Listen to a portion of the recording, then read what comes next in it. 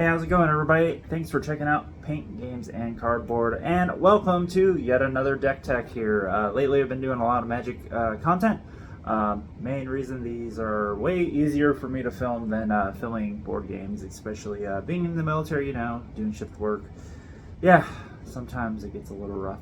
But today I'm bringing you a pretty cool deck that I really enjoy, and that is Ria Ivor, Bane of Bladehold. I can never remember the rest of her name.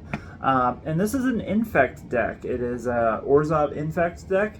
I feel like Infect gets a very bad rap in Magic, right? Because it reduces everybody down to 10 hit points as opposed to 40. But generally, the green decks tend to be a little bit more sneaky, or the Traxa decks, things like that. And Ria Ivor, I believe, or Ivor, I guess, I believe that this is probably the most fair way for me to build a poison deck without just like straight up proliferating every single turn and then people die. In this deck tech, let's go into some Infect. Alright, so welcome to my Ria Ivor Bane of Bladehold deck tech. And so let's go ahead and read her real quick so that way everybody knows what she does. At the beginning of combat on your turn, well, she has battle card, just so you know. The next time target creature would deal combat damage to one or more players as combat to prevent that damage. If damage would be prevented this way, create that many 1/1 colorless might artifacts. So the way this works is at the beginning of combat, I have to declare who I'm going to prevent the damage. Then I swing. As long as they're not blocked, because it has to hit a player, you make that many mites. So that's why I said she's basically fair, right? Because I'm going to prevent the damage, but also my creature has to be unblocked. So there's two different things that have to happen for this to happen. So I feel like she's pretty fair, right? And again, this deck is very, very, very, very, very, very, very susceptible to board wipes. But this is primarily a token deck with Infect being its primary means to kill people. So for the lands, the only thing of note is that there's a Murex in here because it makes tokens, and then I have a Karn's Bastion for Proliferate, and then that's about it for. Other than that, it's literally a lot of basics. If you notice, there's a ton. There's no utility lands really in this deck because I need the colors for a lot of the spells and cards that I'm going to play. So let's go ahead and start out with the instance. For the instance, we got Vraska's Fall. Each opponent sacrifices a creature and then gets poison. Really, really good, being as poison's our primary means of winning. D-Spark, exile target permanent with converted mana cost 4 or greater. There's a lot of commanders and stuff that I can hit with this. Really good. Teferi's Protection, pretty much a fog in this deck. Protecting my board, too. We got a Swords and a Path, pretty standard fare. And then we have Ink Shield. So Ink Shield, this is a very... I would say, controversial pick, because a lot of people say Ink Shield is one of those cards that either wins you the game or like you get blown out because you held up a bunch of mana for it. But prevent all combat damage will be dealt to you this turn. For each 1 damage prevented, create a 2/1 white and black Inkling creature with flying. So this makes a ton of tokens, and with some of the other things in the deck, pretty much will encourage another board wipe, because if this goes off, I'm going to turn around and probably win the game the next round because of Ink Shield. And then Plumb the Forbidden is a recent add into the deck. As an additional cost to play the spell, you may sacrifice 1 or more creatures. Then when you do, copy this spell for each creature sacrificed this way. So this is very similar to the MH3 card that came out that does a very similar thing, but you draw a card and lose a life for each creature you sacrificed.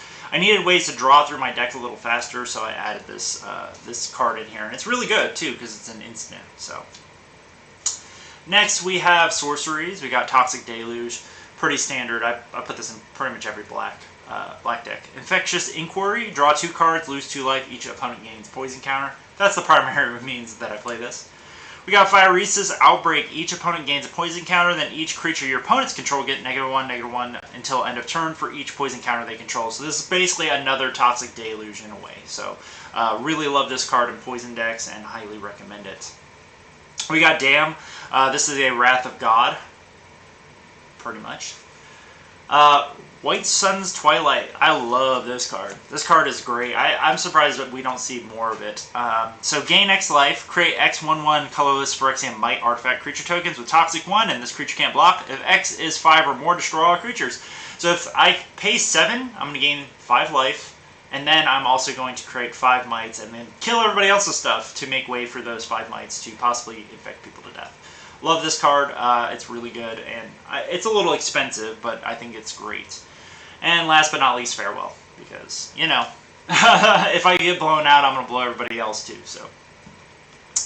Then on to the artifacts. I will note that the creatures are a majority of this deck, so the creatures are kind of where the bulk of everything is. So we got a Skull Clamp, because, you know, drawing cards is really good. We got an Arcane Signet, because we need the mana. Glistening Sphere. So this one's really cool. It's a mana rock for 3, but when it enters the battlefield, proliferate. And it enters the battlefield tapped, and then it can tap for 3 mana of 1 color. Activate only if an opponent has 3 or more poison counters. So that is very easy in this deck to get this to being tapping for 3 mana. This is an amazing card. It's functionally a Gilded Lotus. Really, really good. Highly recommend it in poison decks. Jeweled Lotus. So again, I said sometimes this deck can feel bad because if I have a Jeweled Lotus in my hand, Ria's coming out turn 1, and turn 2 I'm going to start making a bunch of mites because generally people are not going to block her the first 1 or 2 turns. So, but I found that this card is very critical in this deck because you want to get her out as soon as possible to start generating mites. The faster you get her out, the higher your chance of winning the game is. Lightning Greaves, because we need protection and to get her swinging immediately. Wayfarer's Bauble. There's not very many ways in Orzhov to go find additional lands and put them on the battlefield, so I found Wayfarer's Bauble was one of those ways, and I really like it. You know, got a Talisman in here. Swifty Boots, same logic as the Lightning Greaves. Idol of Oblivion, because we're going to be making so many tokens, I needed another way to draw cards. I found Orzhov actually has... It's pretty hard to draw cards without spending a lot of mana, you know. There's Trouble in Pairs and some other cards in white that are really, really good at drawing cards. But I tried to limit a lot of this deck to 3 mana or less because at 4 I'm trying to cast Ria, and if I can't get her on the field, my chances of winning are slim. So yeah, I wanted ways to draw cards that cost less so that I could have them on the field when she finally hits the field inevitably. Soul Ring. And then this one right here is really awesome. It's really cheap right now, but it's Throne of Geth. Sacrifice an artifact, proliferate. And if you notice, all of the mites I make are artifact creatures. So as long as I can start booping people, I now functionally have a way to just keep proliferating, because I can swing in combat, you block one of my mites, I'm going to sacrifice it, proliferate the poison counters I already put out there, or I'll allow the combat damage to go through, then sacrifice a different mite to proliferate whatever counters are out there. Really love this card. I think that it's great in this deck in particular. And last but not least, Contagion Engine, because proliferating twice is always great. And then put a -1/-1 counter on each creature target player controls. So this is also functionally a board wipe for a single player. It's very expensive. I've yet to get this out. Usually it's been hanging out in my hand. So this might be something that I cut out in the future when new stuff comes out. But yeah, I like it. I think it's a cool card, so we'll see. We'll see. I always have ideas on what to cut depending on when future sets come out. Because, you know, there's always new stuff coming out. Next, we have the enchantments. So we have Anointed Procession. This is my proxy version, but really good in this deck because we need token doublers. White actually doesn't have that many token doublers, really, that aren't slapped onto creatures or other abilities. So Anointed Procession being one of the only ones that I could play. Really good. And 4 mana. I try to get this out after Ria whenever possible. And this is one of my key cards in the deck. Behind the Scenes. So creatures you control have Skulk, which means they can't be blocked by creatures with greater power. This ensures that my mites are going to get through as long as people don't have weenie blockers. And then I can tap for 5. Creatures I control get +1/+1. So after we declare attacks, no blocks, then I can pump them up if I want to do extra damage. But this is the main reason here is for the Skulk. We got Norn's Decree. Whenever one or more creatures an opponent controls deal combat damage to you, that opponent gets a poison counter. And then whenever a player attacks, if one or more players being attacked are poisoned, the attacking player draws a card. So, have yet to actually get this card in the field, but in theory, it sounds really good because if people attack me, they get more poison counters. So, we'll see. That might be a future cut, depending on what happens. Virtue of Loyalty. So, love this card. At the beginning of your end step, put a 1/1 counter on each creature you control and untap those creatures. So this is a way to make the mites even bigger, or the other tokens that I'm going to create, and functionally have blockers for every turn. Granted, the mites won't be able to block, but the mites will get bigger and bigger and become more and more imposing. Now, this is a bit of a nombo with the Skulk cards that I have in here, but sometimes you do need bigger stuff, if that makes sense. Skrelv's Hive makes a 1/1 colorless Phyrexian Mite each turn. 2 if I have Anointed Procession out, which is really good. Bitter Blossom, at the beginning of your upkeep, lose 1 life and create a 1/1 Fairy Rogue. So these are good for blockers, but they're also good fodder for, blocking and other sacrifice outlets in this deck. So, if I want to draw more cards, etc., etc. Black Market Connections, drawing additional cards, making treasures, and making more tokens. Intangible Virtue, I really like this card in Orzhov token deck. So creature tokens you control get +1/+1 and have vigilance. Pretty simple. Really like this card in this deck. And then we have a Phyrexian Arena, so that way we can draw additional cards. So like I said, if you notice, it's actually pretty hard to draw cards in this deck, and I've tried to maximize the amount of cards that can draw me stuff. I have found that I will end up flooding the board really early in the game, and then I might run out of my hand pretty quickly, and then again leaves me open to blowouts, and that's not a position you want to leave yourself in. So there's some other cards in the creatures, especially where I'm going to use my stuff to draw additional cards, so or have other outlets to draw cards. So first we have Benny Brax, Zoologist. Big thing here, at the beginning of each end step, if you created a token, draw a card. Love this card. It's functionally a draw 1 every turn in this deck. Really, really good. We've got Adeline, Resplendent Cathar. So main reason she's here is she's going to generate more 1/1 humans as long as I am attacking more than one opponent. So I love getting Ria out, swinging 1 player here, swinging the mites at the 2 other players, and then using her to generate 3 more warriors that are fighting. Gives me more blockers, and then it's really good if you have Intangible Virtue on the field, because then they're just going to untap for the next turn. We have Norn's Choir Master. Whenever a commander you control enters the battlefield or attacks, proliferates. So that's why I love this, is because it's an attack trigger, not a damage trigger. So works really well with Ria, because I'm usually going to try to prevent damage with her, because she's usually my biggest creature half the time. And so prevent her damage, but I'll still get the proliferate trigger off of this, which is really good. And, it's a 5/4 first strike flying blocker, which is really good. And this is a recent ad.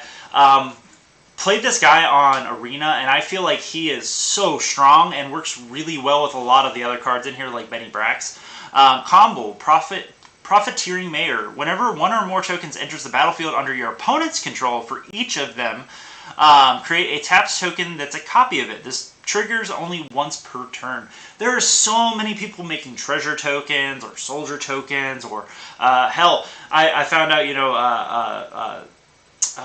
the Skull Spore Nexus, right? That dinosaur that comes in is a token as well. And being able to make tokens, and then on top of it, whenever you make tokens, you drain people out.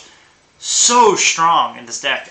Really, really love this guy. I think he's great. I was almost tempted to swap my commander to him, but being as this is an Infect deck, I feel like, primarily an Infect deck, I feel like that would kind of take away from what I'm trying to do, but really strong commander. He's actually amazing. I suggest picking him up while he's cheap. Elias Ilkor. Whenever a creature enters the battlefield under your control, gain 1 life, and whenever a creature you control dies, opponent loses 1 life. So really good. It's just it's a Aristocrats card. So, and I do make a lot of tokens. We got Skrelv in here primarily because he's Toxic 1, and he also protects Ria. So really good. We got Moonshackle Cavalry as a closeout card. Functionally a Crater Hoof Behemoth. But I've yet to actually cast this card, so And then Cyberman Patrol.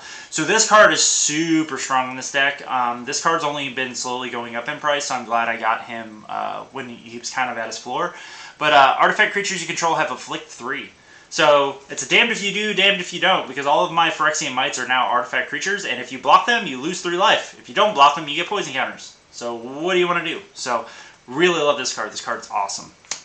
We've got Petulant Siphoner, flying Toxic 1. It's just a way to get counters out there to start proliferating primarily. Mondrak, doubling the number of creatures I'm putting on the field.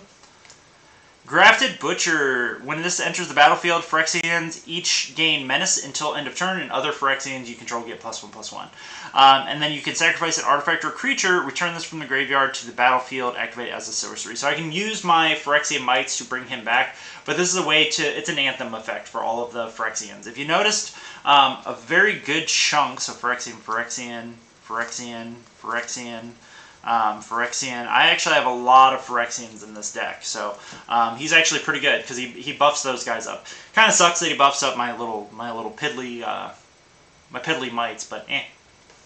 Of course, I have Esper Sentinel in here, you know. Then Skithiryx, the Blight Dragon. So this is pretty much an Infect 4 dragon that has haste 9 times out of 10 when I cast him. This is a way to finish. This is a finishing card because I can get people up to 6 counters pretty easily, but usually by then their defenses are up. And so if I have no way to proliferate, this is a way to just start closing out players and killing them one at a time. Really love this card. I think it's great. And he's also Phyrexian. Yay! And then I know this kind of leaked as I was moving cards, but Delny, Streetwise Outlook. So this is actually a lot of smaller creatures. Now, granted, I do have Anthem effects, but it'll double like my Esper Sentinel triggers. It'll double my Elias Ilkor triggers. It doubles my, I believe it doubles. Yeah, it actually doubles your poison, I think. No, that's not a trigger. But it doubles like your Afflict, because that is a trigger. It doubles Combo. It doesn't really double Adeline because she's generally bigger. And it doesn't double Benny, but it doubles a lot of stuff, and then it also makes all of my mites unblockable. I actually learned this from a guy that I play at Treyu. He had Delny on the field, played the White Suns Zenith before, and then played Delny. This was his commander, and made all of his mites unblockable and was able to kill people through poison, which was pretty cool. We got a Blight Belly Rat, again, another toxic, and then also proliferates, which is really good. Thalys, Reverent Medium. At the beginning of each end step, create X11 white spirit creature tokens with flying, where X is the number of tokens you created this turn. Works really well with combo. Like, really well with combos. So she's great. A little expensive, a little on the high side, but... we got Mirror Convert, so it's a toxic, but it's also another mana rock, so really good. We've got Elish Norn, Grand Cenobite, because it's a board wipe, and it's also an Anthem effect for all of our creatures to, you know, close out the game. Grateful Apparition, another proliferate trigger. And then we have Yawgmoth, Ram Physician. So this was an ad because I realized, this was like an early ad because I realized how quickly I would run out of cards. And so this is a way that I can throw away all of those mites that I'm making and put -1/-1 counters to kill my opponent's stuff, but also draw additional cards. Really love this guy. I think that he goes really well in any Orzhov Aristocratic type deck. But yeah, and I bought him when he was at his low point because they reprinted him, and then now he's slowly going back up, but I love this card. I think it's great. And then this was an ad from the Fallout decks. So McCready, Lamplight Mayor. So whenever a creature you control with power 2 or less attack, it gains Skulk. So we already explained what that is, but it's another source of Skulk.